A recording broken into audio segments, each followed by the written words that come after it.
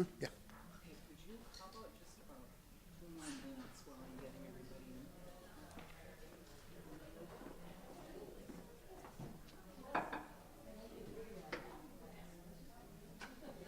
Thank you so much. Was that okay? Let's see. I'll try to get everybody in.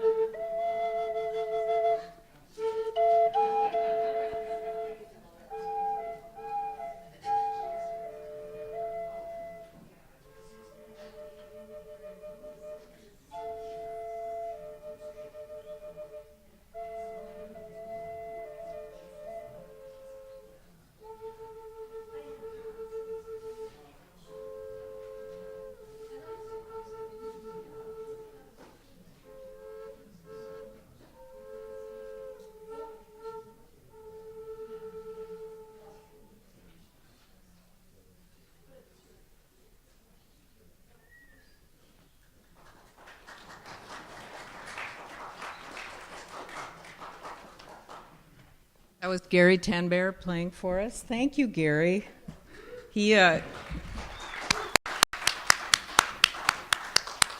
He's played for many shows, and it's just so nice to have him here setting a mood for us. I'm Maureen Skelly, and Ann Tiller and I worked on this show.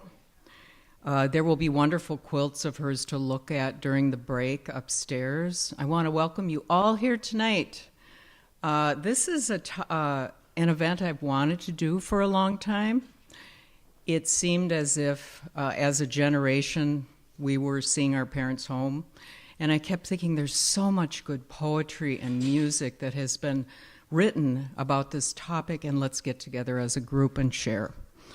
So I would like to introduce our first reader, and then after that, just, come on up. She just has where is she? There she is in the back. Okay. Ethna McKiernan has just published a new book she may want to tell you about. And she has been writing a long time and doing some very good work in the world. Welcome, Ethna.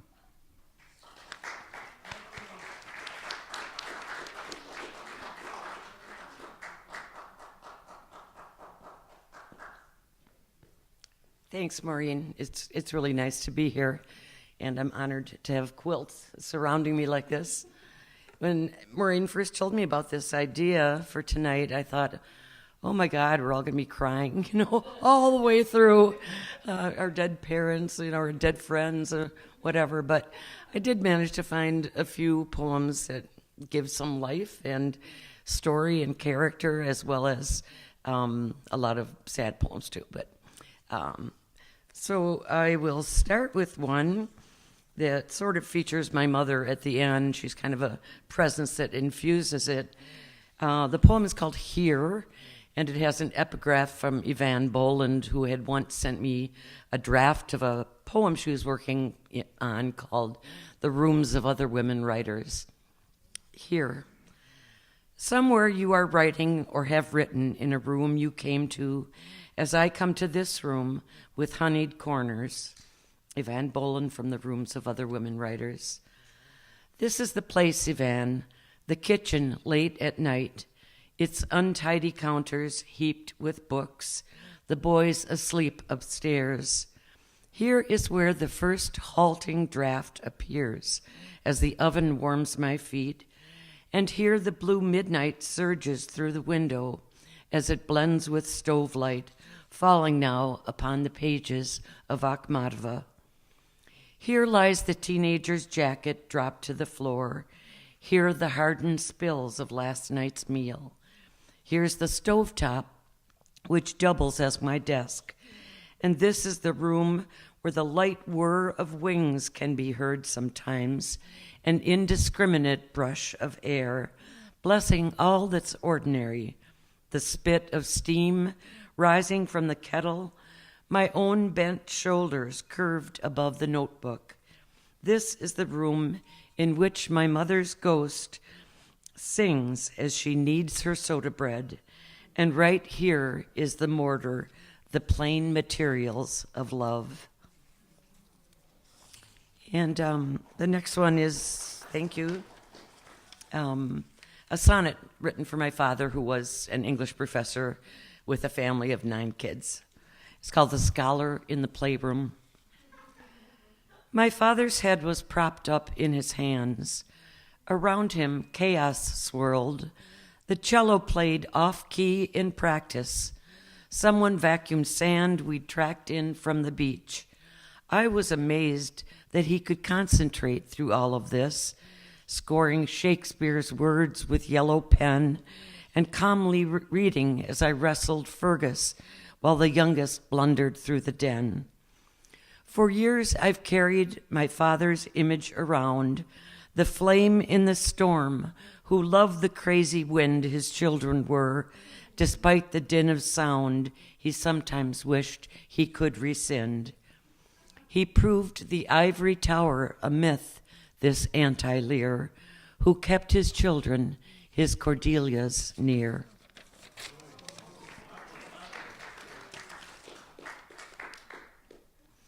In the last 2 years of my dad's life, he developed a kind of dementia called Lewy bodies, which is intermittent and often paired with paranoia.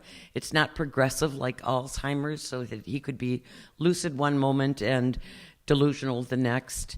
And this is a poem I wrote for him during that time, and it's called Nothing Gold, which is taken from a Frost poem.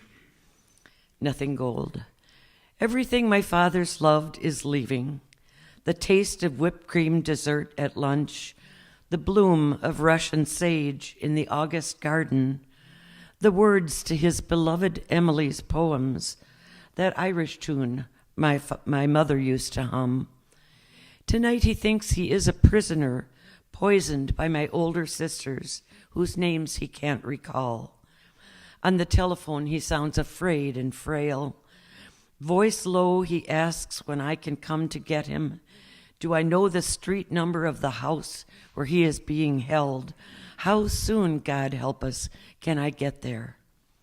And I am desperate not to hear this story, wild to seize him from the place where his brain flares and slows, just as his gait has slowed to shaky baby steps that inch their way out to the car in the driveway. Mind back, he whispers to me, nothing gold can stay. And I recall him quoting Frost or Yeats at the dinner table for his 9 children through the years. Recall how poems lived in the house, in all the rooms my father walked. So dawn goes down today.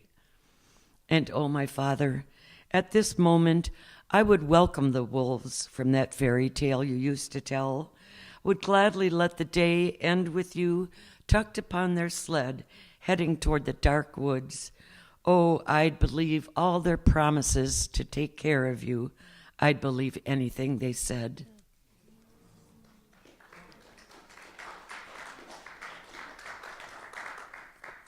And 2 more. My mother died of Alzheimer's about 8 years before my father died. And most of us, of the 9 of us, were there at her death, as all of us were there at my father's death. And about an hour after she had passed, my sisters and I decided to wash her hair.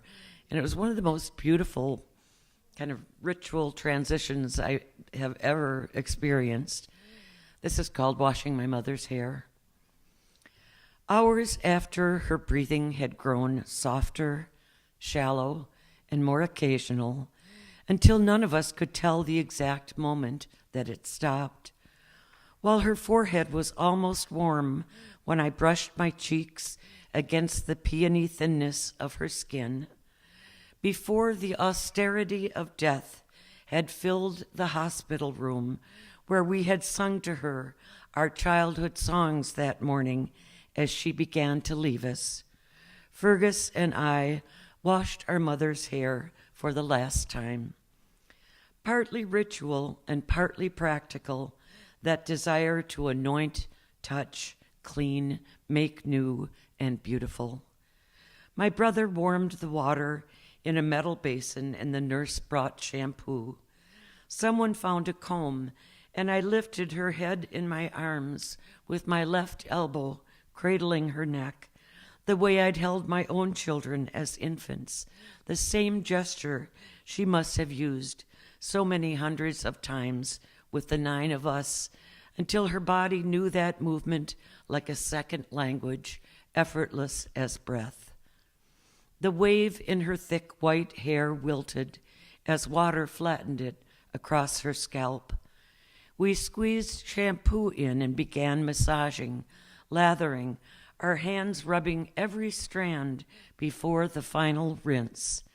Fergus toweled the limp curls in circles, and Grania combed them out as the rush of the hair blower, as the warm air of the hair blower rushed through us all. How lovely she looked when we had finished. How fragrant her hair. How I almost believed for an instant such an ordinary act could bring her back. Thank you. And I'll close with a poem for a friend who took his life, I think it was 35 years ago, 1984. Some of you here may know him or not, Steve R. Hilger. At any rate, I've written a poem for him in each of my books, an elegy, and this was the first that I'd written when this book came out in 1989. It's just called Elegy Against the Dying of the Light. After shock passes, grief and anger still remain. For your bright blonde hair, scarred red by blood. For your talents cut midair, hanging slack now inert. For gunshot crack that wasn't accident. For a grand slam ending, home plate harder than the stone growing by the river flats where I see you yet. For the sheer waste of it, the universe still streaming sun, and you, Mercedes man, old companion, steady con, lured by your own laughter, sparking like July 4th fires, gone awry in dark. You've finally fallen under, not a tender bone left nesting in your shattered head. Damn you, praise you, friend.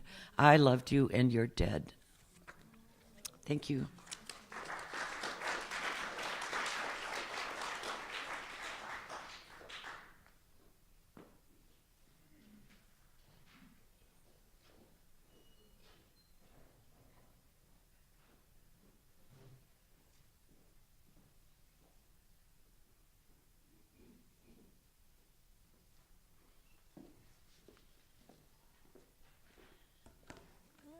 Nice faces. So my dad said, what? Susu Jeffrey. So my dad said, if I had to do it all over again, I'd do exactly the same thing. You can't put a dancer in a wheelchair. When they told us Daddy's face collapsed and then he farted, we got him Phyzyme for the funeral. I got all the good stuff, the ring everybody wanted, won it on a toss. I gave my mom my goddess ring. I guess that's why I could feel her disengaging. Not uptight, about 8 of us messing up the kitchen. I saw her breathing during the service. Lissa saw it too. I told her she'd have to wait for the ring. Mother was always on time. She called her own time. She had exquisite timing. She waited until my sister flew in, So she knew that we knew that she knew. The tubes and all, I could hardly talk. I love you, Mother, I nodded. I did not blink and held my breath and her hand between my warm ones and whispered, we'll let you sleep now, Mother. Never opened her eyes. We were working on our entrees. Daddy wanted to go someplace fast. I wanted a drink. We toasted, clinked, to family. Passed on.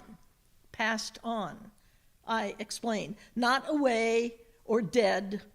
On the opaque side of the veil where clocks are auger d'art, ribboned hands on air currents, and aura hovered over the casket, white, like a halo by a nearsighted impressionist. Oh, the grace to wait until the end of dinner. I'm always late. I was born 3 weeks late. Lissa will have to wait. I want to pass on with half the style of my mother.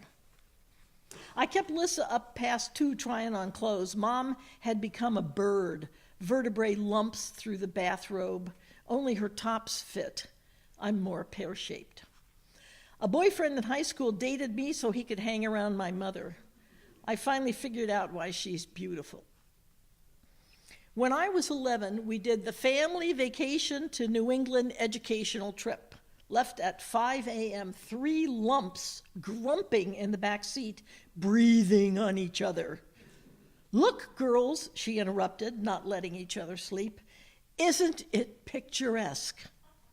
It was my first sunrise. It was my first. My mother saw beauty everywhere. I wish you girls would take more of Mother's beautiful clothes. Lala had beautiful things. Lala is one of her nicknames.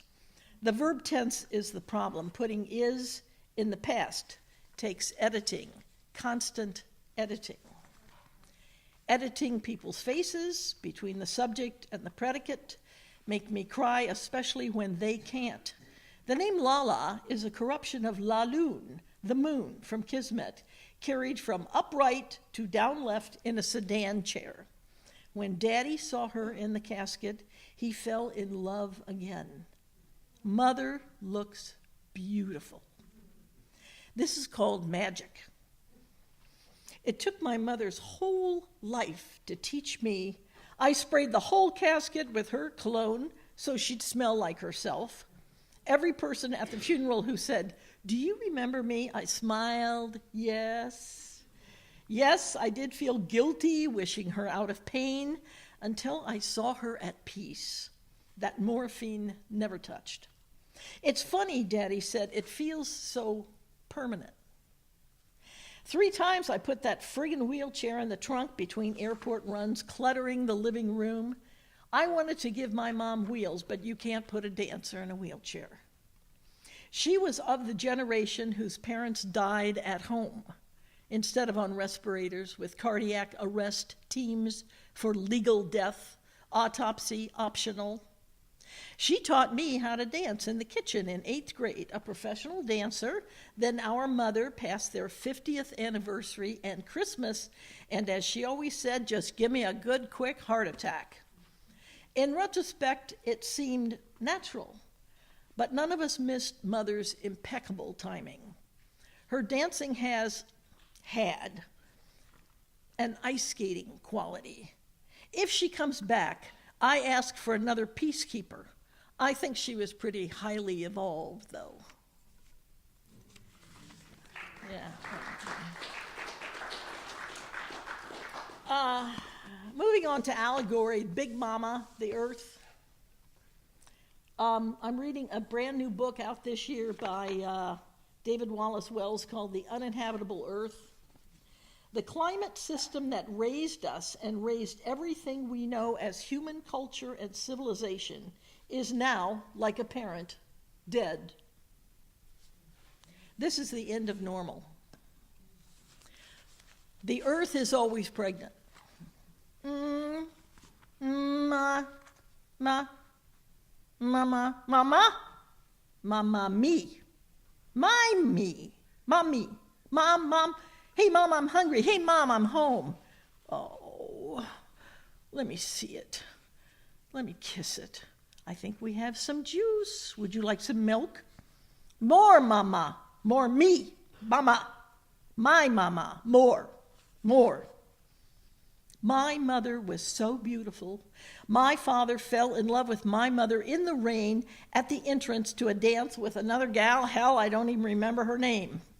She had dark hair, and it was thick and wavy, soft waves. Her eyes, they changed. They changed color.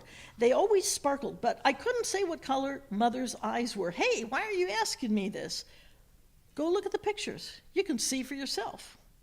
It is not her hair. It's her smile. It's her smile with her eyes.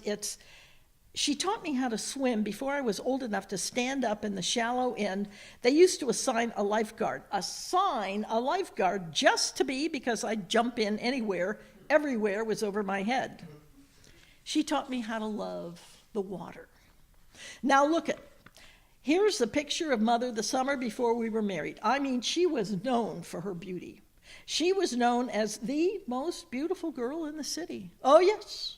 Mother was always beautiful. Mother was always beautiful. I watched her brush her hair. It was so thick and long. She wound it up into 2 buns. She was so glamorous with her lipstick and her bathing suit. In this picture, in our bathing suits with my hair all wet and plastered down, but it's not her hair, it's her smile. My mother's smile. I figured I'd grow up to be beautiful too.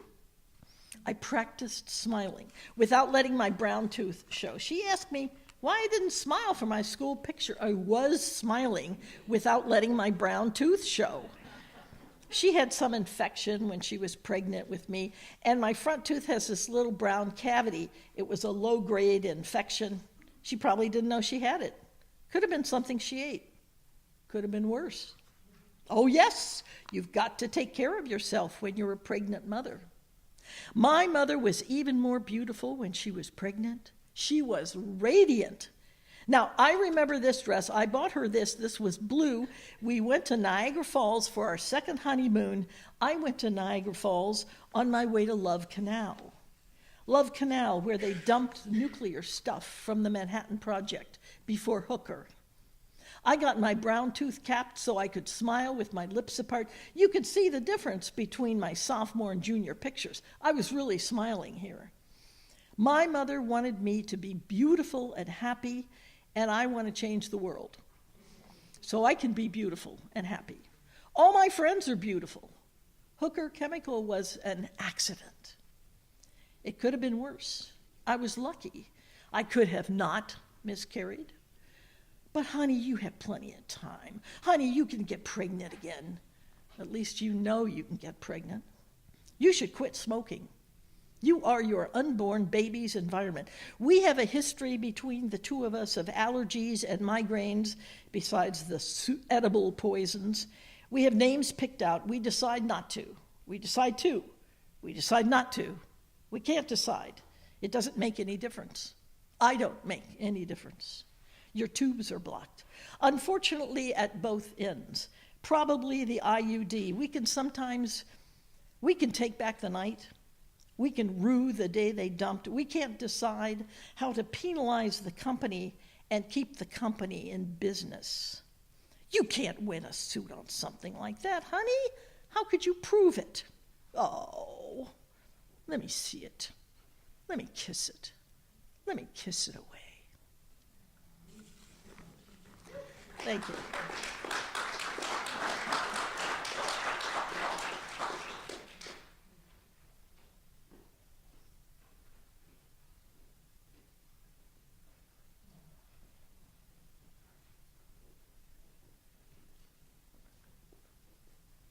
Susu Jeffrey, I want to bring attention to the beautiful skirt, the quilt skirt that Susu wore this evening. I thought maybe I'd blend in with the scenery.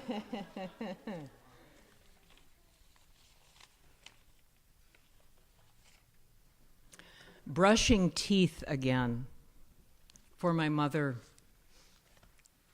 I ask you to be patient when I am shocked seeing you put toothpaste on a comb to brush your teeth.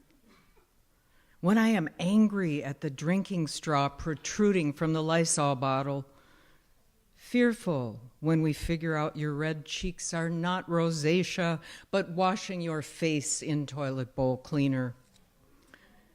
In calm moments, I ask you to be patient. Then you resume a wise discussion of your favorite actress in an old classic, and life becomes, quote, normal. When, watching you hold a coat hanger to your ear, thinking it is a phone, I cry inwardly, seeing the watch drip over a ledge of time along with Salvador Dali in one of his paintings. I am playing chess with you and the mad queens in an Alice in Wonderland movie.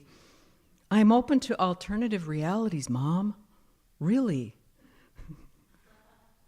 There is no puddle on the floor.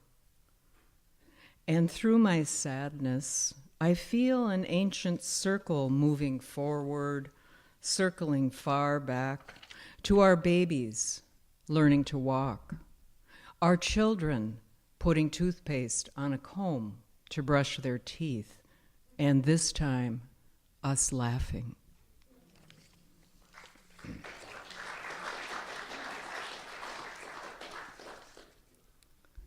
Prologue. The morning after your funeral, I am drawn to sit on the solitary bench by the lake. The enormousness of space in the absence of your form welcomes me. I feel comforted knowing you are in it. And I too would feel equally at home, being nothing, part of a cloud, part of a void, air in an upturned palm, a thought in the mind of a beloved friend. I have one more.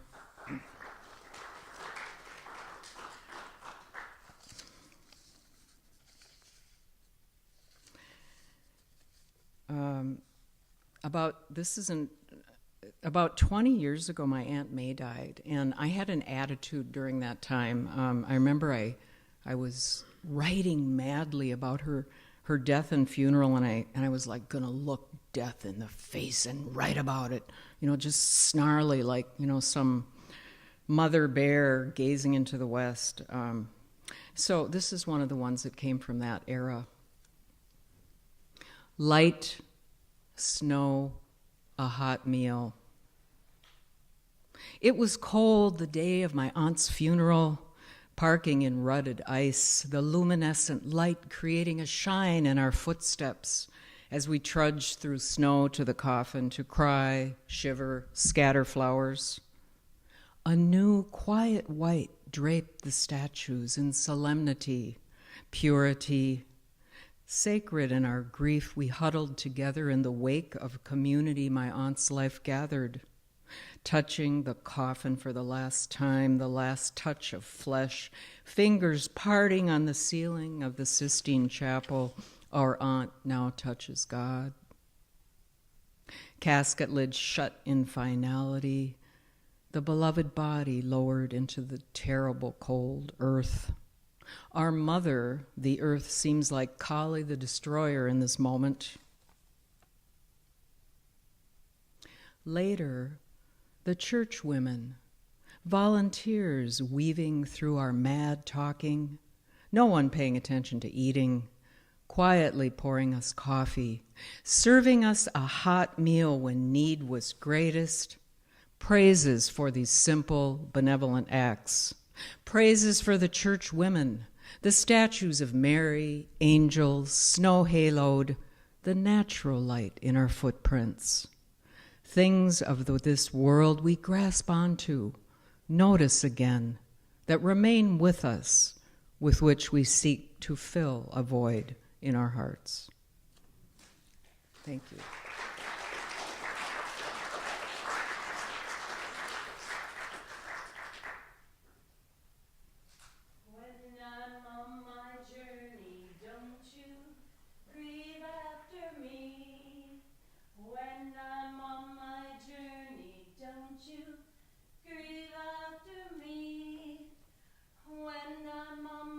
Journey, journey, don't you grieve after me.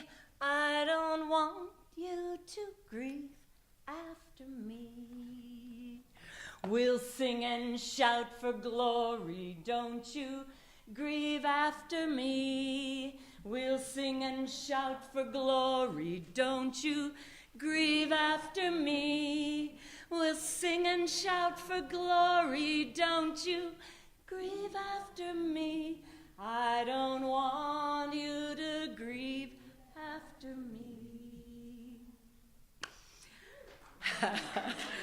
I've known that since I was a little girl, spinning the Chad Mitchell Trio on my mom's hi-fi. And they were accompanied on banjo by Jim McGuinn, who later founded the Byrds. Love that song. I still have the album. I was rehearsing with Chad Mitchell. But what caught me was the word shout. Growing up Catholic, I really never knew what shout meant. I thought it was the call and response, the hallelujah, the amens, but it's much more than that. I just finished a memoir called Holy Ghost Girl by Donna M. Johnson, and she grew up, her mother was an organist for a tent preacher in the South. So it was a very, very different life than I could ever imagine. But she said in her book, in the Holy Roller Lexicon, shout is another word for dancing in the spirit. Believers clap hands, sway, stamp feet, organ, trombone, guitar, tambourines, pull them into an ecstatic dance that wipes out conscious mind as the body loses control. So I wrote, shout. Dancers in the spirit, believers, holy roller, whirling dervish, Sufi dancer, rock and roller, Scottish reeler, children twirling, spin the spirit into a bewilderment of ecstasy. Dizzy now, all fall down, crying, laughing, shouting. Rise up, repeat. My idea of paradise is to shout. Paradise. My name. Well, that's different. Paradise is to shout in peace. I mean, we could rest in peace for a while, but then if we could shout in peace and then rest some more, I kind of would like that. So this took me on quite a journey. I have said goodbye to both my parents, my stepfather, many peers. And as I was looking for things to read and creating things to read, I organized my memorial cards for many years. It was very interesting, and of course I cried a little bit. And then I found some quotes like, "You can't take it with you," the title to Kaufman and Hart's play, or Rumi, "The grave is a veil hiding the communion of paradise." The thesaurus, I referred to this thesaurus for this, and they called the dead the invisible choir. And of course, our dear George Harrison, "As nothing in this life that I've been trying can equal or surpass the art of dying. Do you believe me?" And John Steinbeck, "It's so much darker when a light goes out than it would have been if it had never shone. And how will we know it's us without our past?" Who still knows us from our childhood? I'm fortunate I have my sister here. She knows my childhood. I love going to reunions. They knew me from way back when. And Shakespeare, Horatio to Hamlet, and "Flights of angels sing thee to thy rest." And my mom had a beautiful Catholic funeral with a choir of angels singing for her. And it was appropriate for her. And I have a little poem for my mom. Mom, 6/20/2014. It's been a year and a day since we said goodbye to the you we knew. Now you are folded into our hearts like a well-read love note, memorized yet still slightly mysterious. We carry on with our busy lives. your children, your grandchildren, and their children. Missing your brightness, we bring it forward in our very beings, being of you. And as I was getting ready, I looked up the word ancestor. Ante is precede, prior, before, earlier, in front of. Cedar is to go, so it's to go before. And I thought about my peers and people younger than me than die. When they die, are they my ancestor, or is that just reserved for family or whatever? But I kind of choose to think the going before that makes them all our ancestors. And one more quote, Yeats from Ephemera. Before us lies eternity. Our souls are love and a continual farewell. Here's a little poem I wrote recently. I'm participating in Cracked Walnut's poetry workshop at Amore Coffee Shop on Annapolis and Smith, and this is a poem I worked on with Izzy, who couldn't be here tonight. She's the facilitator of that. And it was actually very fun to be somewhere working on my poems. I work kind of alone and don't, dare to ask anybody for their opinion because I might not like it. But I did like her opinion, and I took the poem, I actually cut it apart and reworked it that way. I know you can do this on a computer, but I had fun with cut and paste. And one thing Izzy said about it was there aren't many images in this poem, so I want you to hang your own images on it. To you, I can't stop collecting words, then carelessly arranging them, each phrase a journey. I am lost on familiar roads, seeing clearly it isn't like yesterday, this future I'm driving through. I got lost, but I got here. Thank you. And I have a few lost quotes to wrap things up. Leonard Cohen, if you've never heard The Tower of Song, go home and listen to it. This is a brief part of his beautiful Tower of Song. I feel so close to everything we lost. We'll never have to lose it again.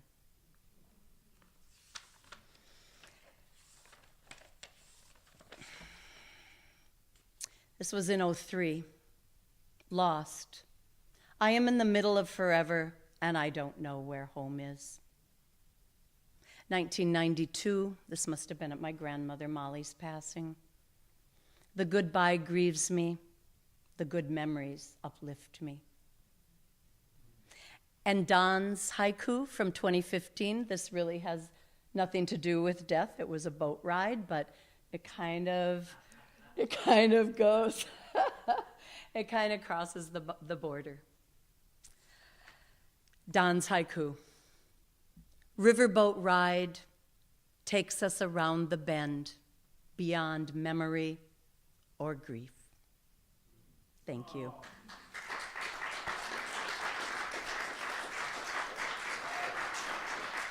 It's my great pleasure to introduce Mike Finley.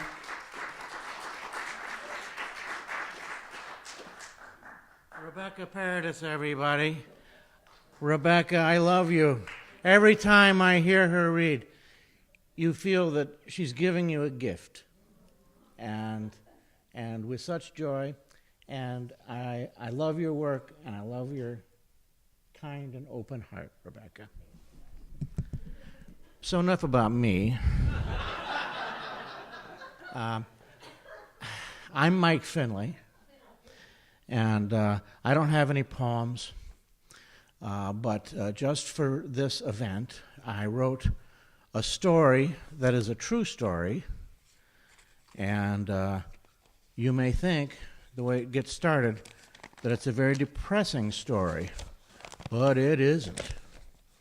And I'm not a mystic, and yet I experienced something very awesome that I will describe to you. 2009 was the year that our daughter Danielle took her life in the month of August. She had lost her cool at the pizza restaurant where she worked. She got fired that day, and then she got really drunk, and then she took some pills and went away. After her death, Rachel and I wandered about our house like ghosts, everyone wondering how to go on. Suicide just torches surviving family members. We didn't know what we felt, what to say, how to comfort one another. I should tell you at this point that I practiced this piece, reading it to my wife, Rachel, today, and we both just wept through it. And I shall endeavor not to do that here, but if I do, that's showmanship, I guess. We didn't know what we felt, what to say, how to comfort one another. But here's the deal. While we were suffering and bumping into walls, other people were thinking of us. Danielle, our daughter, had a roommate named Anastasia. Anastasia was a waitress like Danielle. And Danielle trusted Anastasia's loving and noble heart. 2 months after the funeral, Anastasia asked to meet with me. She told me this story. She was at the Renaissance Festival in Chaska and ran into a fortune teller, a palm reader, that she had once consulted with. And her name was Delphina, like the Oracle of Delphi. Anastasia told Delphina something was bothering her. She had a dream in which Danielle was pleading to her for help. Out there, in there, wherever the afterlife is, Danielle was pleading for help from Anastasia. In the midst of the Renaissance Fair, Delphina and Anastasia ducked behind a tent and sat in folding chairs, and Delphina consulted the spirits. After a few minutes, she told Anastasia that she had, in fact, made contact with my daughter, but that she was a distraught soul, trapped between realms, not coming back, not going forward. And she was bitterly castigating herself for the pain she had inflicted on her family and all her friends. That was all Anastasia told me. I did not dismiss it. It caused me pain to think my daughter was experiencing torment in the next world. I'm her dad. My job is to protect my children from danger. But in this situation, I didn't know what to do. That week, my neighbor, Sue, stopped by for tea. Her husband was an evangelical pastor and pretty old school, and I tried to avoid him. But I always liked Sue for her kind heart and her intelligence. She believed in evolution and in the Big Bang. Major no-nos for conservative Christians. Sue knew Danielle when she was just a child, and she knew Danielle's heart. I told her the story of Anastasia, Delphina, the fortune teller, and Danielle's restless, roaming, unhappy spirit. I half wondered if Sue would frown at receiving a spiritual message at the Renaissance Festival, but she took me very seriously. Mike, she said, I will call my church friends and pray for her. Sue's Christian prayer group was 4 women who prayed for church members to deal with life's problems. Breadwinners losing a job, sickness, couples not able to get along, teenagers going astray, and that sort of thing. Frankly, people in the church had no experience with suicide. Evidently, evangelical children don't take their lives. Why would anyone throw away the gift of life? That's how they thought. I told Sue, go for it. What's the harm in praying, right? Several weeks later, I get another call from Anastasia. Mike, I ran into Delphina again. Delphina, the oracle, in a bar. She said she had news for me. She had searched for Danielle again in the spirit world and could locate no distress signals. Danielle's soul appeared to have calmed. So now I go back to Sue's house. I look inside to make sure the pastor isn't there reading his paper. Sue, I whisper to her, I just got word that the fortune teller says Danielle's not in pain anymore. Sue smiles again. Mike, the ladies and I have been meeting every day since you told us about this problem. We didn't just pray for Danielle. We spent several minutes each day pondering Danielle's predicament and praying for God's mercy upon her soul, praying that she might be given the peace she needs to forgive herself. Did you get any kind of answer? I asked. You just gave it to me, Sue said. You know, I said, she wasn't very religious. Sue shrugged. She was your daughter. She was your love. So you can see I was just a go-between in this business. I've never written it down before. The women did all the work. But when Maureen called to tell me about tonight, it struck me how this story is a story about seeing them home. What a wonderful and unlikely collaboration between different groups, spiritualists and Christians, that have not shown much love for one another through history. In truth, one side is best known for setting the other side on fire. It's a sad story about a girl losing hope and breaking the hearts of everyone who loved her. It's been 10 years now, and the pain has not gone away. But I took comfort from the notion of all these women, the waitress, the fortune teller, the praying ladies. They reached into the cosmos together to bandage a terrible wound. It is a story about how loving people can help one another to carry on, to see one another home, bringing a measure of peace where there had only been pain. No tears. Thank you very much.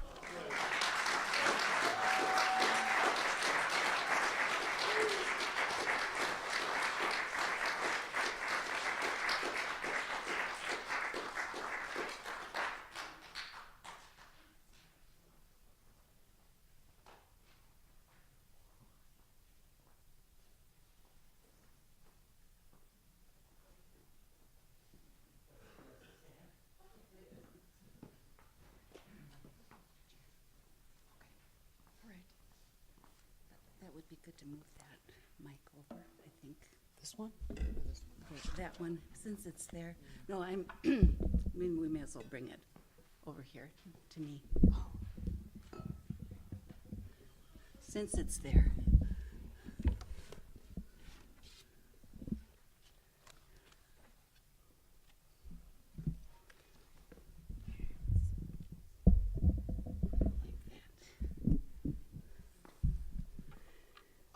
I'm Barb Tilson,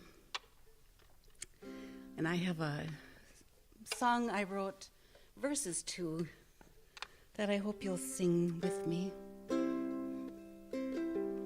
I wrote this to say farewell to people we love. You are my sunshine, my only sunshine. You make me happy when skies are gray. You'll never know, dear, how much I love you. Please don't take my sunshine away. I will see you in the sunrise and feel the warm embrace. In my heart I'll always hold you, and the love that lights your face. You are my sunshine, my only sunshine. You make me happy when skies are gray.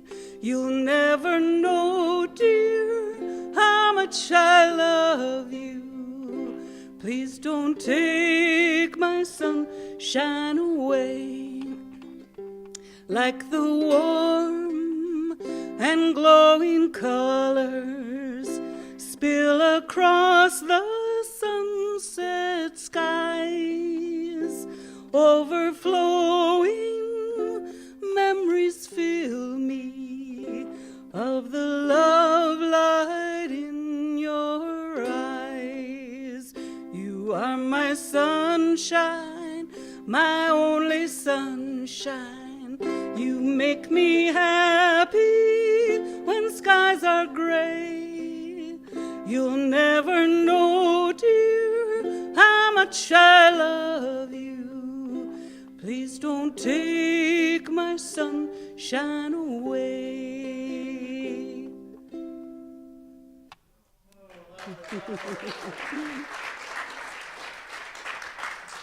So my father died in 1988, and my mother died in 1996. And for that 8-year interval, as a family, my brothers and sister and mom and our spouses and our children did some special things, and I wrote a poem about that, so I wanted to share that.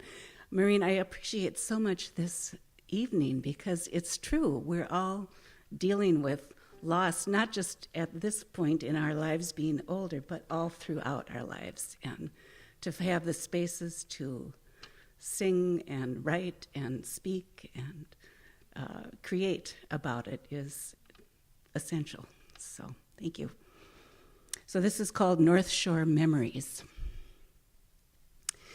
North Shore memories ride beside us in the car, coming unbidden like fog rolling across the water, popping up around a bend, whispering in rustling leaves, echoing in caws and chirps, birds flying through the trees, murmuring sounds and sights and smells, summertime at the lake, remembering the stories a fighting fish brought to the net, the bigger one that got away.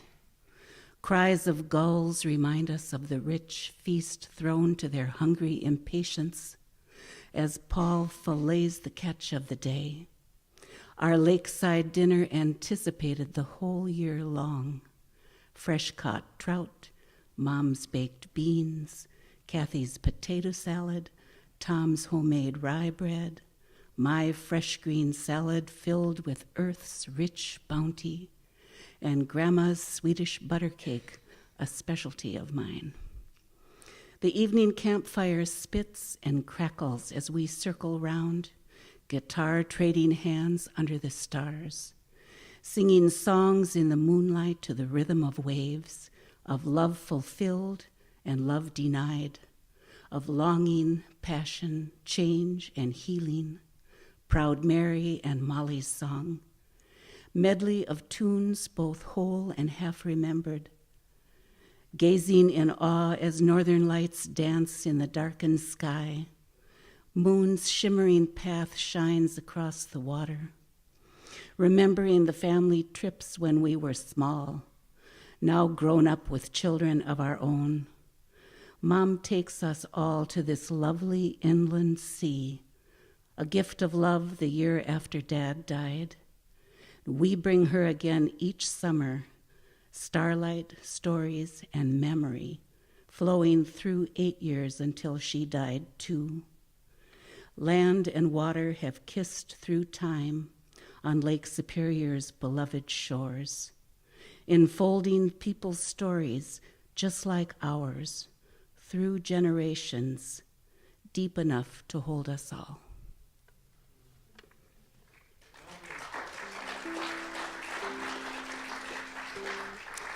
I wanted to do one more song. This I wrote long ago when I was pregnant with her.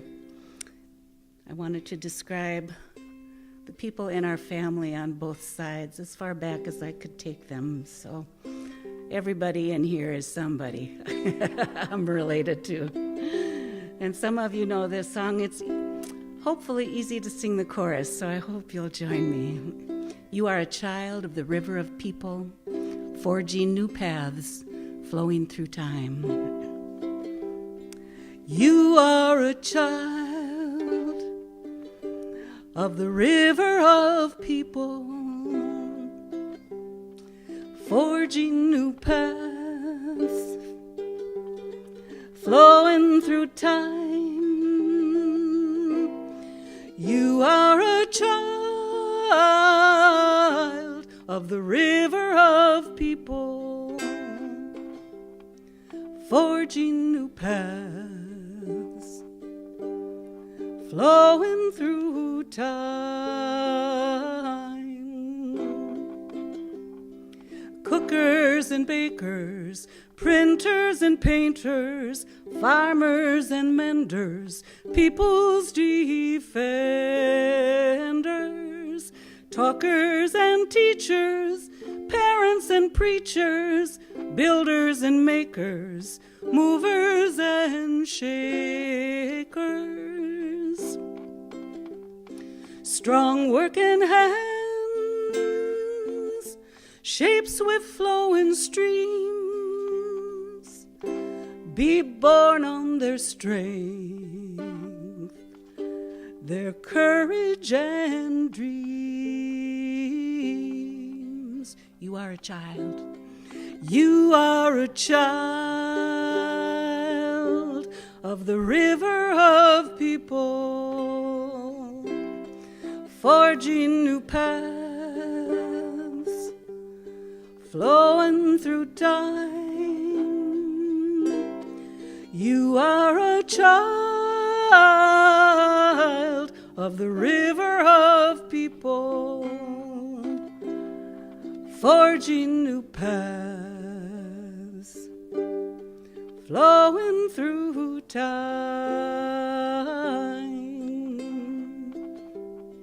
Toolers and binders, new pathfinders, loggers and cleaners, jugglers and dreamers,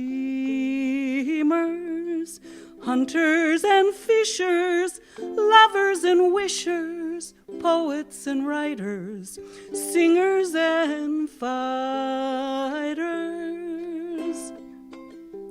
Through the rocks and the rapids, they rode currents of change, turned tides of destruction with great rising waves. You are a child of the river of people, forging new paths, flowing through time. You are a child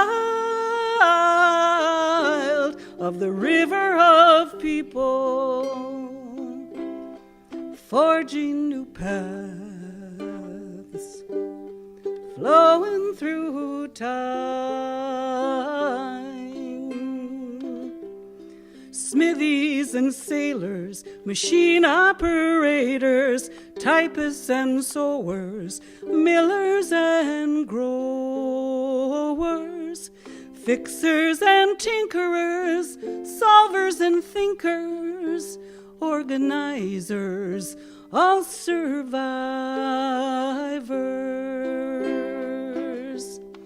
One drop of water is one drop alone. A great flowing river can wear away stone. You are a child of the river of people, forging new paths, flowing through time. You are a child of the river of people, forging new paths, flowing through time.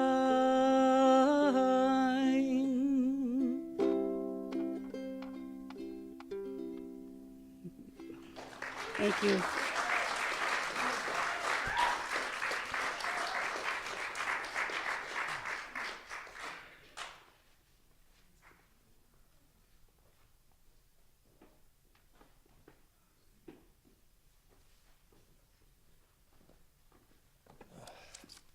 Hi, I'm Tim Young. Oh, it's been a long time since I've been in this space. Remember when we used to go upstairs and do the radio show 35 years ago? Yeah. I've been in here once since they rebuilt, but Mike, thanks. I think I told you when you asked me I was going to do poems about women because, as some of you know, I've been involved with Robert Bly's men's work for 35 years. And so I get an opportunity to read a lot of poems about men and men's life. But when Maureen asked me, I thought, wow, both of my grandmas were quilters. My mom was a quilter.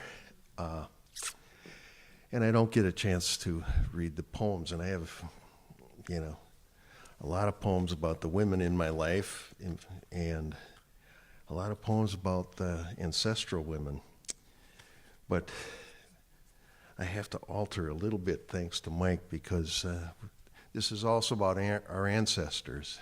And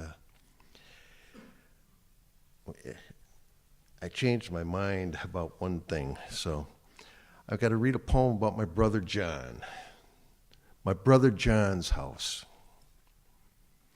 In a dream, I went to see my brother John, dead now for 30 years from a tumor. He died at 9 years old, his head radiated and bald, his scar a tire track to his crown. In the dream, John's hair fell like long dark feathers around an adult face. In his living room with its walls of coal, he introduced his family for the first time. His children smiled.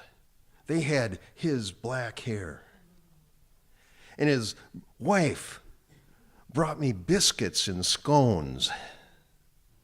He said, "This is my grandma's house, and I came to care for her garden."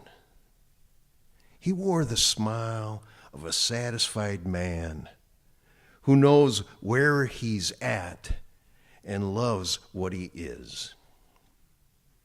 I want to visit again to that house where John's wife served me tea from a pewter platter.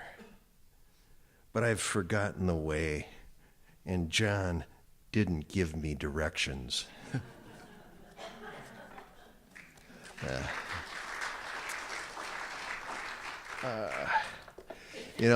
All of us, what we do is those of us who are artists and writers and that, just like everybody else in this world, we come out of dysfunction. Every family is dysfunctional. And as artists, our work is to find a relationship with that dysfunction so we can go on. So I'm going to read a story about family. It's about my family shit, okay? This is Stories in Grandma's Chinese Porcelain. With our heads against her Irish hips, Grandma told us Goldilocks stories, or a Chinese story while tracking her finger on a blue and white porcelain plate.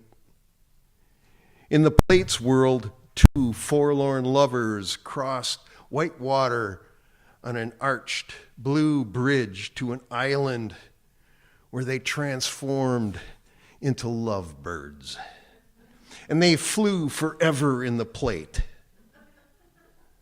When I kissed her goodbye 40 years later on the day she died, I remembered the lovebirds and her locking bookcase where the plates and her copy of the Rubaiyat were safe and away from the children.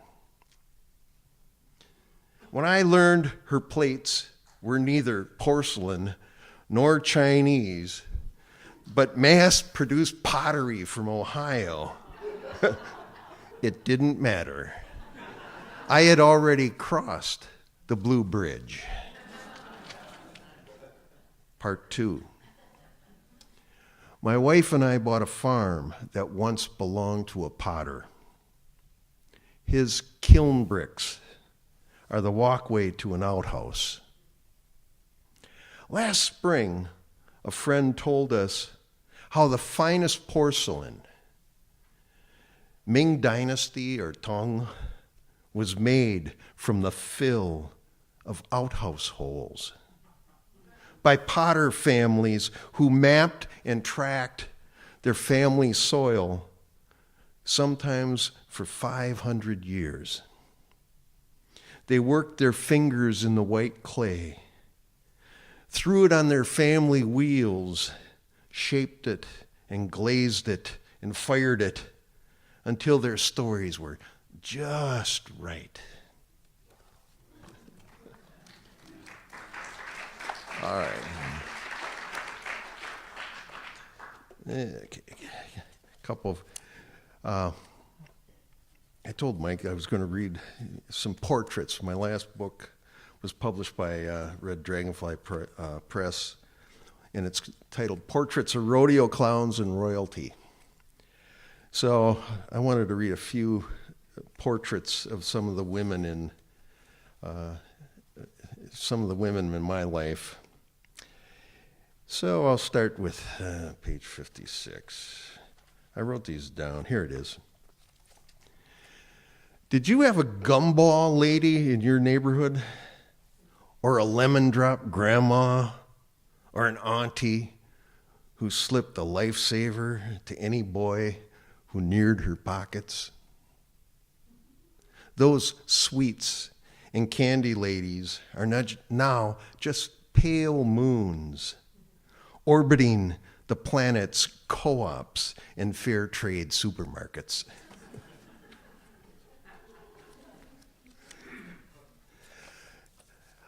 I used to take care of my Aunt Hattie. She's actually my great aunt. Here's Aunt Hattie's broken nose. As a bubble under every conversation, it comes up within 15 minutes. The story of her broken nose 80 years ago in South Dakota. Her horse leapt the culvert. She fell, blacked out, and the mare fled into the orchard. Aunt Hattie's daddy ran from his grafting, carried her back to the dingy house, and covered her with Mama's Norwegian quilt. Finally, she felt cared for. Aunt Hattie snaps that Clara, who was 2 years older, always claimed Daddy's lap. Clara was the family beauty with a voice of honey and the early shape of a woman. Clara's catatonic now in the Britain home for the old. Occasionally, a breath-made bubble emerges on her tongue. Her eyelids are as still as old closets. Her sons, 2 husbands and her father, are all dead before her, but not her sister Hattie. When I visit Aunt Hattie, she grins, and her jowls swing as loose as stirrups on her runaway horse. Her bulbous nose is crooked and droopy, and her eyes twinkle like beads of sun on the mane of a horse going westward in and out of apple trees.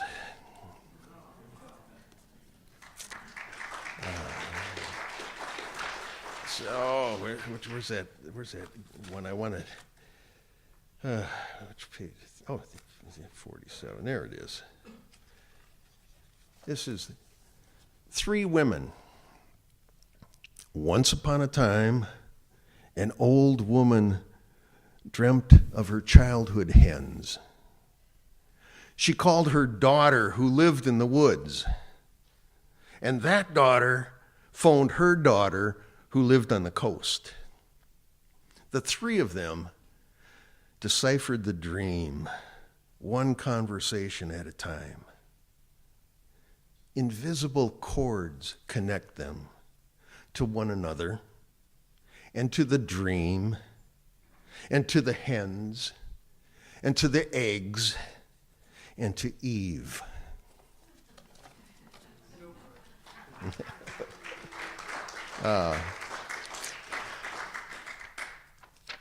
I'm going to go way back. My first bipedal mother. Rift Valley experts tell me that in my bones is the memory of my first bipedal mother, whose flat nose and large brow seem frightening in a homey way. What they can't tell me is whether she dreamed of joyfully flying or swimming for survival or spilling a placental gift of imagination. Okay, I got a couple more here I want to get out. Where is it? It's on this side here.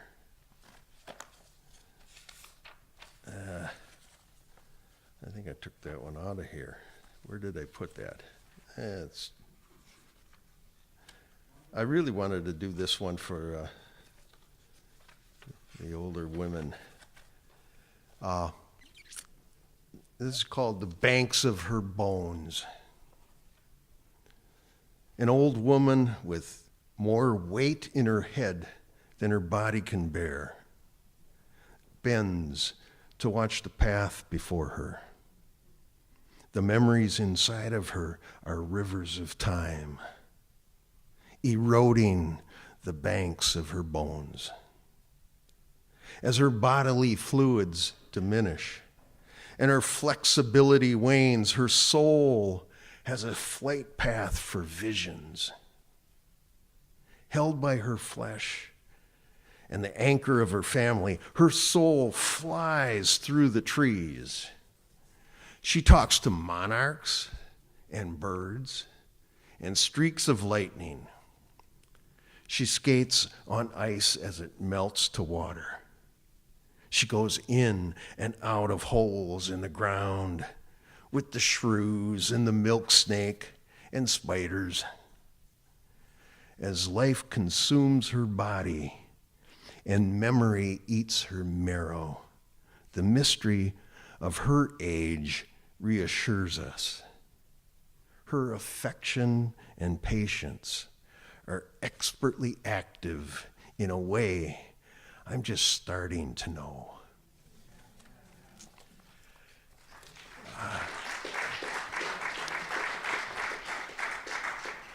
And I want to go even further back to the Sufi. Well, she wasn't a Sufi; she was a mystic, Rabia. And this is the first line is hers. Sufi, the wild woman. The wild woman says that love is an invisible ocean without shores, and wise people don't go near it. I say that the people in this room say, let's get wet. And you say, no, let's swim. But the old woman whispers, in that ocean of love, let's just sink. Thank you.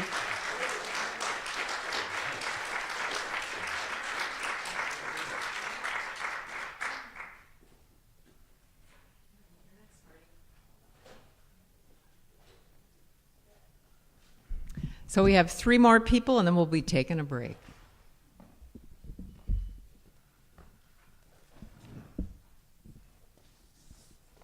Hey, Jeff.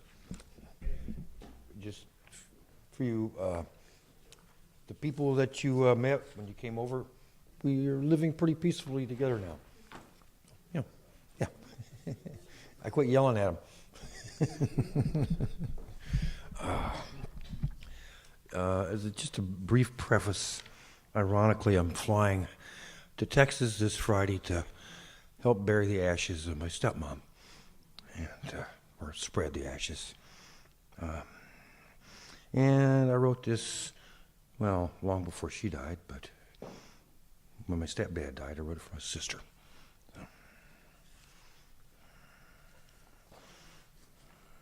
She'd been driving through the Wichita Mountains in southeastern Oklahoma. It was early August, and if the Dodge Bolero held together without too many complaints, she just might make it home in time for old man's funeral. Home? Funny, I'd still call it that.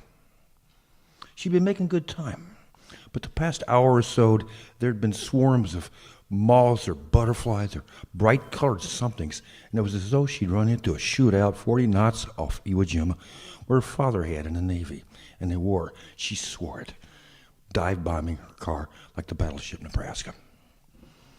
She recalled one fight he and Mom had had, and how she'd hid under the bed and sucked her thumb. She'd given up thumb-sucking 5 years before, and how the cups and saucers shattered then, too, like shells exploding. It was a dry, hot day toward summer's end, so she hadn't bothered replacing the broken ice scraper under the front seat, and ended up using the hardcover copy of Our Bodies, Ourselves, which her older sister had sent after the divorce, and she'd never quite gotten around to opening. Daddy hadn't liked the boy she'd married. As it turned out, after 3 years, neither had she. The wings, antennae, and legs were baked and brittle. The sectioned bodies and guts smeared across the glass like Cypress Junction, Texas, hence tints everyone I meet, everything I do, every place I've tried to live, she said to herself, and wiped the cover of the book on her jeans. Maybe I'll get some reading done on this trip. She chuckled. Yeah, right. It's nothing personal, she said. They got to get where they're going, and so do I. We just travel at different speeds. She let her foot off the gas, coasting into another blind turn. Maybe I should get out and fly the way they do. But knew it would never work. Different philosophies, different lives, same difference. She migrated far side of the Mason-Dixon 15 years ago and was still lost up there behind her. 4 o'clock yesterday morning when the phone rang. Hadn't heard Mom's voice in 4-5 years. Hadn't ridden on Daddy's back in nearly 30. He'd make her queen for a day and call her his little princess, take her all the way to Nacogdoches for ice cream and a movie. She had a flat tire. Should have changed the sucker before I left. Not 12 miles further on. Jacked the front end up, rinsed off the lug nuts, and replaced it with a spare all by her pretty little self. You're a big girl now, he'd said. Such a big girl that Texas, the biggest state south of the tundra, hadn't been big enough to hold the both of them. Between his plans for her future, Christ, the new incarnation of Tammy Wynette, Sabine County rodeo queen, in the future she'd like to read about in magazines. Well, I guess the standoff at the Alamo would serve as a working script. There was a new rattle under the hood, but faint behind the V8's roar, so she chose not to hear it. I reckon, she reckoned, that him and me would have tore every pine tree, pecan, and cypress out of the ground with our quarrels. The whole world had indeed been bigger, but the forests were always thinner and had grown ever skinnier as she'd grown further apart and quieter and older, crooked like an elm on the northern prairie, like snow without root or direction. She'd stopped in Goodwater for gas and used the complimentary squeegee and dark blue water to scrub the bug's juice. She scrubbed and scrubbed the way Mom had scrubbed the yellow linoleum kitchen floor after Dad had zipped his index finger near in two on a circle saw blade cutting a new door for the spice cupboard. When she moved out on her own, a quarter past girlhood later, that cupboard was still doorless, open to the neighbors in the world.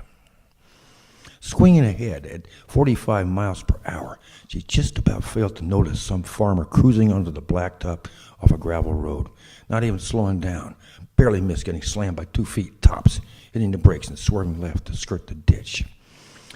Daddy hadn't been so lucky. He'd come home drunk and rear-ended Davy's Malibu with his red Ford pickup, staggered out like a three-legged hound dog, opened the driver's side door, and peered in at her and Davy, bare-ass naked in the back seat. "Oh, excuse me. Didn't mean to interrupt nothing." So very quietly shut the door and never breathed another word about it. Within 4.3 miles, vision was again obstructed into a mounting level eye strain, and her neck ached. She considered turning around at a scenic overlook, a big Brownser Peak, almost said "fuck it" right out loud, and shoved the radiator grill back northward, forsaking that soft piney wood drawl embedded in her speech, the thick-bodied smell of grits and fried okra. But she knew that at the highway, don't go back the way it came. She didn't know this road. The map was old and full of lies and boondocks gossip. She kept going.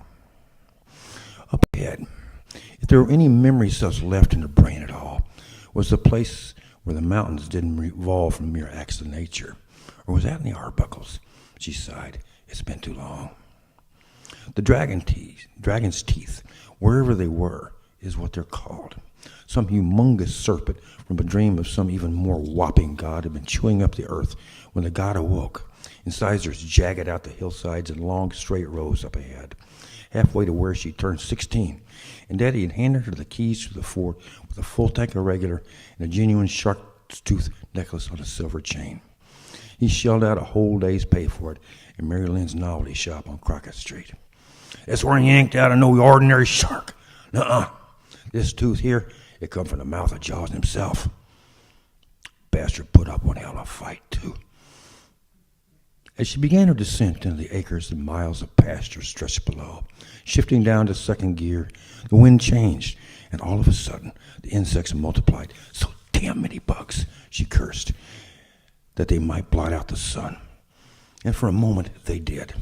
They and a fat black cloud that, for a moment, chased them all into hiding. And it whipped the wind like, this is anger, this is pain, this is what it takes to change. And the hot, dry summer became a downpour, and the window was open so that no one, if there was anyone, could see her crying. The wipers finally did their job, and the dust smeared over her line of sight washed away. And she could tell, at last, where she was headed. And the clean, cold rain slapped her face, and for a moment, the time it takes lightning to flash, she really missed that son of a bitch. Without stopping, without pausing to look back, she crossed the Red River at Jonesboro, the state line into Texas, for one final, lingering glimpse at childhood. Princess, little butterfly tattooed on your windshield. Thank you.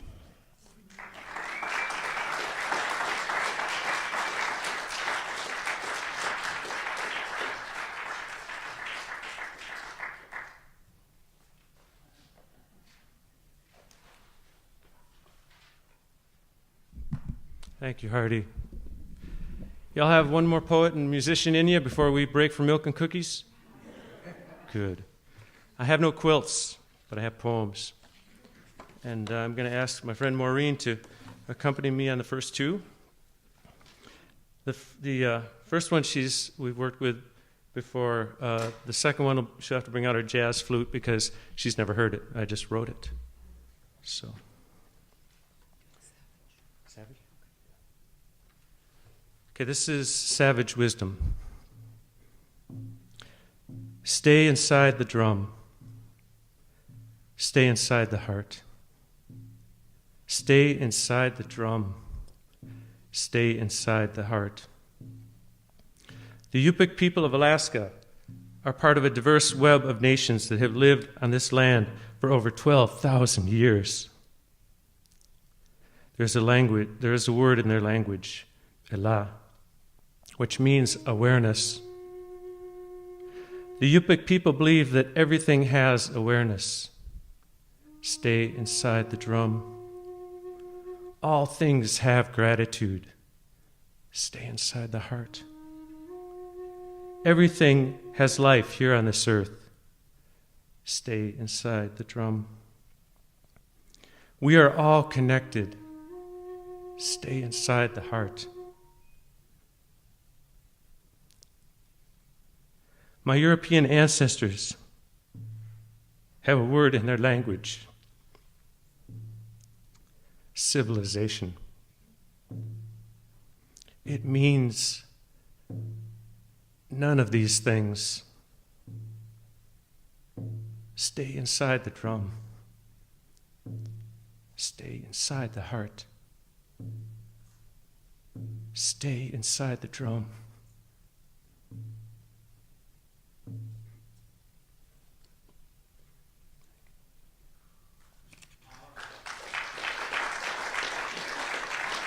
Thank you. This is brand new. It's for a dear and beloved and much missed friend named Larry Claude Morgan.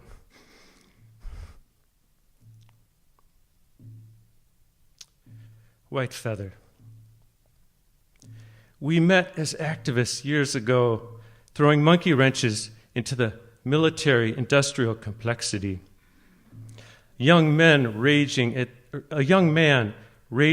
the utility of inequity, an elder fighting hatred with love, committing acts of nonviolent civil disobedience we just called following our hearts, while indignant cops with pepper spray followed their fear. Trembling from the cold and disbelief, it was your heavy blanket bear hug that lifted the chill from my frightened bones. You were a most unconventional warrior, hammering missile silos into plowshares to call out the madness, a man-made insanity that you faced with fearlessness. Larry, did you really move to Chicago long ago to school the little man in a top hat on his own Monopoly board? Winning at his game was an empty victory that would not sustain you. I could not even imagine you wearing a fancy suit until the day that Minko and I wed, when you showed a nervous bridegroom the ways of the cufflink and the cummerbund. It was a misty spring evening on our sacred St. Croix River, when your blessings bound our love, community, and place together. But you, my friend, were as much trickster as seeker, which explains how our marriage license went missing for 26 years. We eventually went to court to create a new document, only to find the original years later in a folder marked wedding stuff. We can still hear your mischievous laughter bellowing from behind the curtain. No one wore both holy and hilarity as well as you. Like your beautiful artwork, your humor, kindness, and wisdom will flow forever through this world. And when your ailing frame no longer served you, your limitless spirit soared high above human frailty and fear. Today,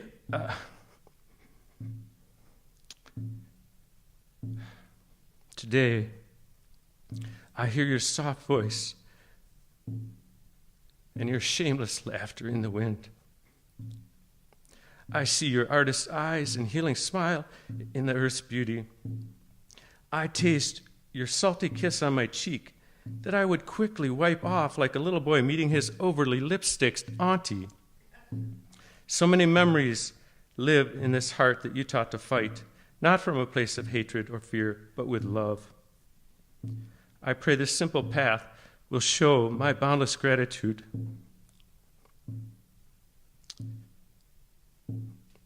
Will show my boundless gratitude and admiration for you, far more than words ever could. White feather, you paint beauty in earth's colors. You laugh in wind's song. You dance the circles together. You fly free from this world's weight. Soar, my dear friend. White weather, soar. Thank you.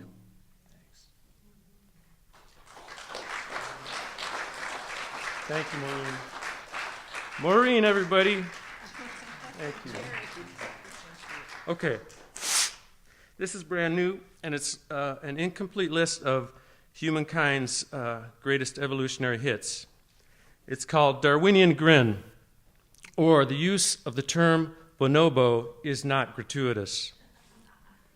I would like to thank all those that came before us for swimming ashore, for standing on your own 2 feet, for outrunning the carnivore, for not opposing the opposable thumb, for filling the toolbox with rocks, for inventing the wheel and reinventing the wheel, because the wheel is just that good, for building a fire and cooking dinner, for making a home and writing on the walls with crayons, for your strong jaw and winning smile, for making jewelry, for collecting and trading, for going fishing, for developing your own clothing line, for speaking your ever-growing mind, for surviving the droughts, for stilling the doubts, for traveling, for creating art, for making music, for seeing Europe, for planting the seeds.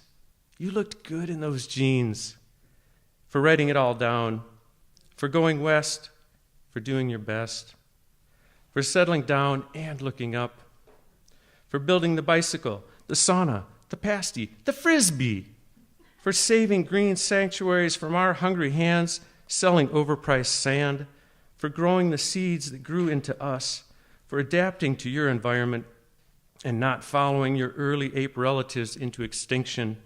Perhaps we can now return the favor, or will we follow the dodo? Don't know. Just ask the bonobo.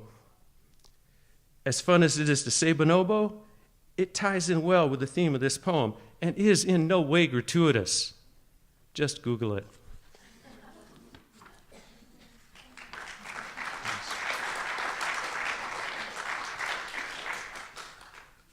And Mike, I cry all the time, so. This is for my folks' 60th anniversary last year. Promise. The seed cannot foresee its future, cannot imagine its prolific beauty. The seed does not know its power, nor the vast reach of its many gifts, to provide food, sanctuary, and the very air we breathe. For the elements that sustain us are released in the breath and flesh of every plant. The seed does not realize all it has to offer. It promises life, and that is enough. The infant does not understand what a smile means. She learns to mirror delight in the faces surrounding her, to trust those who bathe her in love, to respond in the purest manner. The infant does not know what a smile is. She smiles because you have shown her how to smile. That is enough.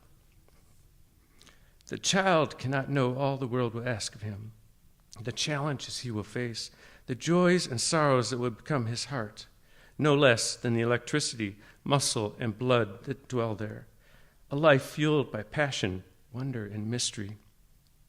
He seeks to know but a few of the world's secrets before he dies. That would be enough. Two young people, just barely adults, cannot know the many lives their vows will encompass, nor the family and friends who will do all they can to help them keep their heartfelt pledge. A pact that would be folly without this support. A promise to love each other as they learn to love themselves, to yield when they must yield, to be strong when called to be strong, to always listen, for to listen is to honor. And what is this promise if not a call to cherish and honor? Beautiful, aging young lovers, you have lived 60 years together, fulfilling your vows. Your youthful passions not diminished but transformed.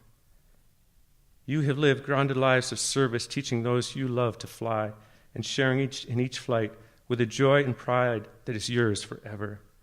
Grandparents, neither words nor gestures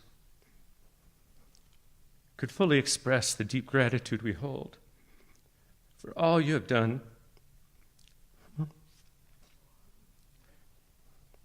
to make good on your promise. Two special people could never imagine the exquisite consequences born of their vows to one another. They will only know when the time has worn this long-held promise smooth, like water over stone. We who love you so dearly offer this blessing. May the richness and beauty of your lives and the legacy of your profound love paint the memories of your days together for lifetimes to come. Yes, that will be enough.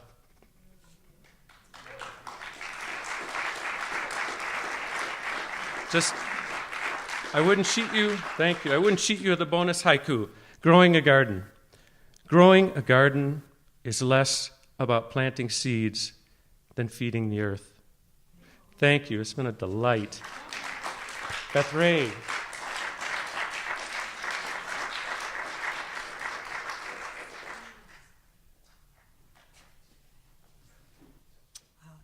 Hard one to follow. Is this on? I guess it is. My name is Feather, but my legal name is Beth Ray, like you see in the program.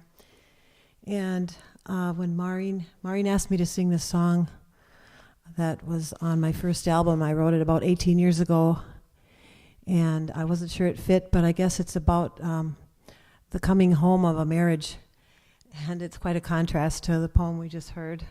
But it's about a marriage that's ending and finding new connections. It's called Who Do I Belong to Now?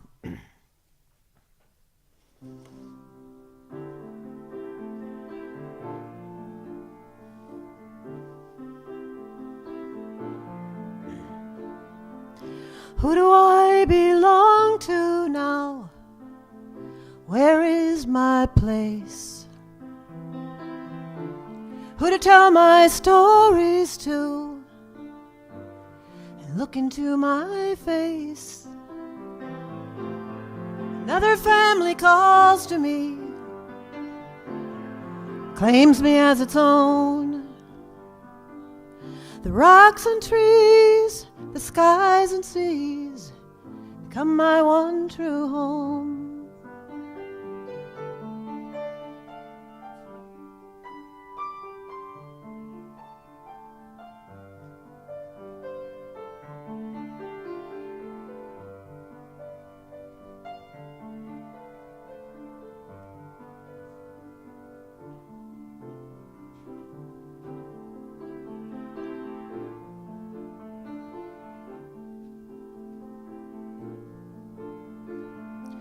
Who will watch me going out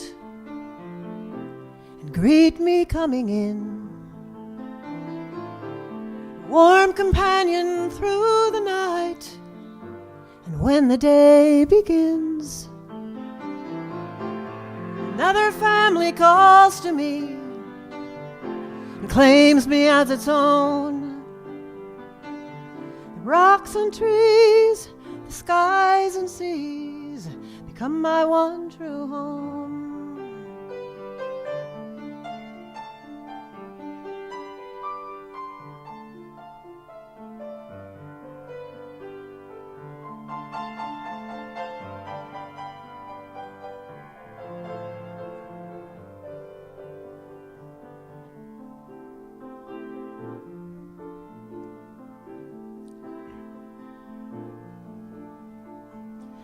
thread of common ground we shared has been stretched too thin. Separate strands remaining there wait to gather in. Another family calls to me and claims a man its own. Rocks and trees, the skies and seas become my one true home.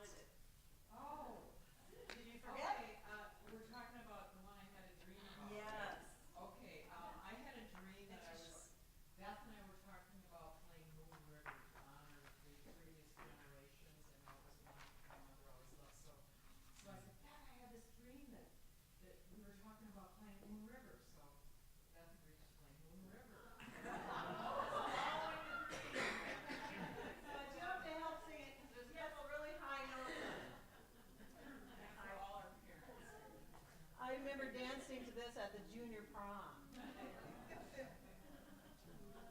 All right. Moon River, wider than a mile, I'm crossing you in style someday. Oh, dream maker, your heartbreaker, wherever you're going your way.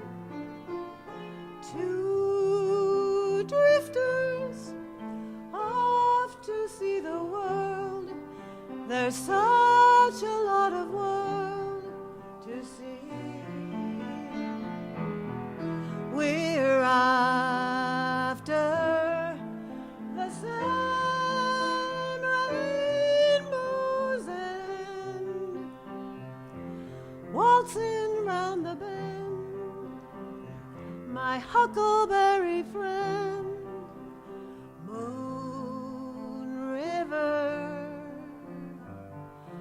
and me.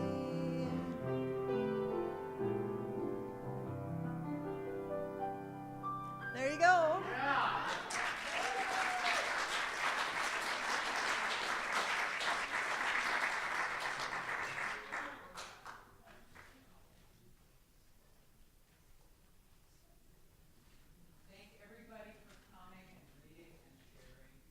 And I don't know all of you, but I'm really happy you all came. I'm Ann Tiller, and Maureen and I have been planning this for a couple of months now, and I know we're competing very heavily with a lot of St. Patty's things tonight, but glad to see all of you here. I think we're about 40 of us, and she even made Irish soda bread out there for you. And I'm the quilter, Ann Tiller's Peaceful Quilts. I've been doing it for 19 years. And there's a show upstairs also that we had for my 70th birthday 2 weeks ago. So this is 4 of them. This one was made by another woman that I'm in a quilting guild with. And I put it back up on the Walker wall because they sing rousing Walker music every Sunday morning here. If you ever want something to do on a Sunday morning, show up at 10 o'clock. Thanks to Walker Church for rebuilding itself so we could have a beautiful place to celebrate life and different events. And what a tradition this church has been over the years. Everything that's an institution in this city has started here. I wanted to kind of trying to remember tonight to recite. I forgot to bring the little book I wrote after my father died. And I'm not a poet, because this is what I do. Can't help myself.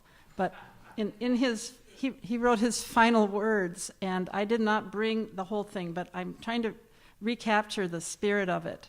My dad died 13 years ago, and I've been quilting 19 years. So he saw 6 years of my work and is seeing it from the stars right now, probably. And my mother passed 4 hours after she turned 95, this last October, 1st of October. So I'm carrying their spirit within me, as we all do. And in my father's words, he said that his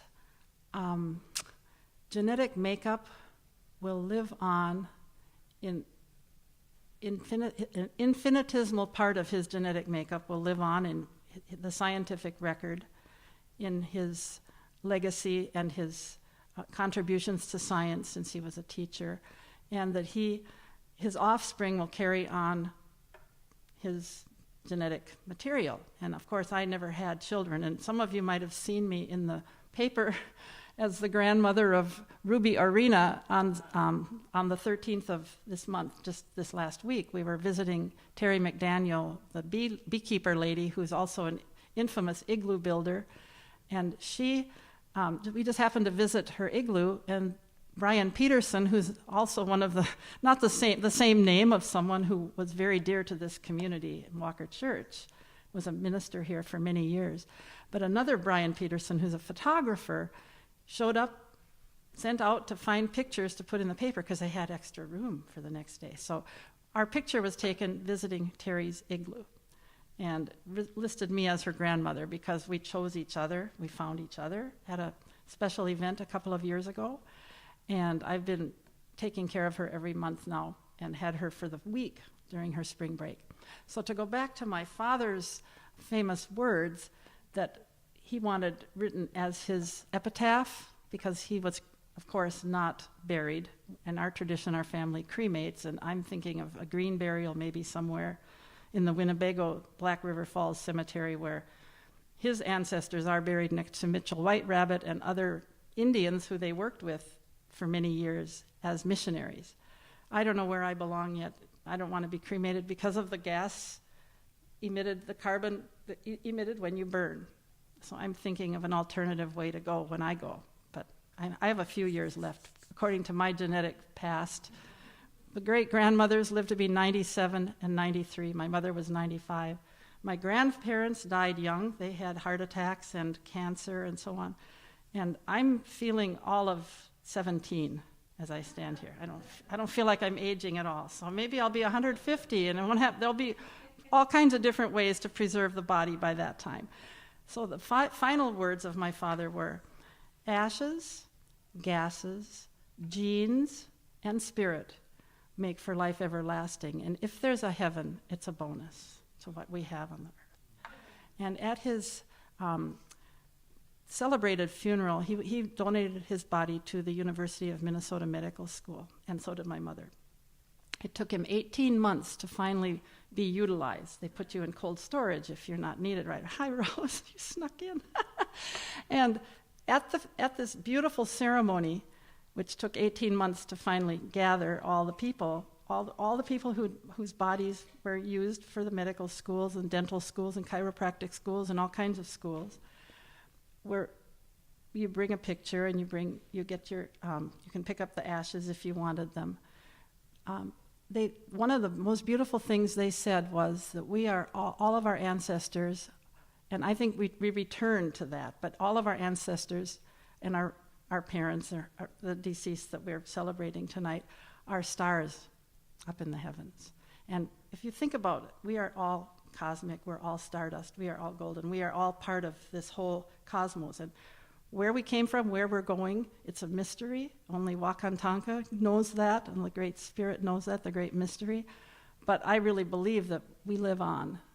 And as my father said, if there's a heaven, it's a bonus. So, and enjoy the food. Some of it's been given. They have a special evening, Tuesday nights here, a special evening meal that is generously provided for through donations of food. It's a food giveaway that night. It's also a beautiful meal prepared by members of the Walker community and friends. And there are quilts upstairs in the room where they have the meal, if you'd like to go up and see more quilts. I have a book of my work that I'm ready to release, so if you find a quilt that you're interested in, let's talk. I put my value price in the book, but I'm willing to release the quilts if someone finds one that really speaks. And I know Barb has one Barb Chilson bought one. Love Lives Here a few years ago. And Amy Leo has The Fairies of Springtime. So a few of us have been really, and Kathleen just purchased one at my birthday, which was, I do a lot of, just a little history. I do not only my own original work from different inspirations, but I also find quilts that need to be continued. They need to be finished. Someone might have died or left someone, and I rescue them and make them whole. So, so thank you all for showing up, and we are having an open mic right after our break. Take as long as you want, and those who want to read again are welcome to. Joel Albert, Steve Cobian, Ten Bear maybe come up and play some more. The other readers didn't get here. I think they had another event that they didn't make it. Steve is here. Yeah. Okay. Thank you.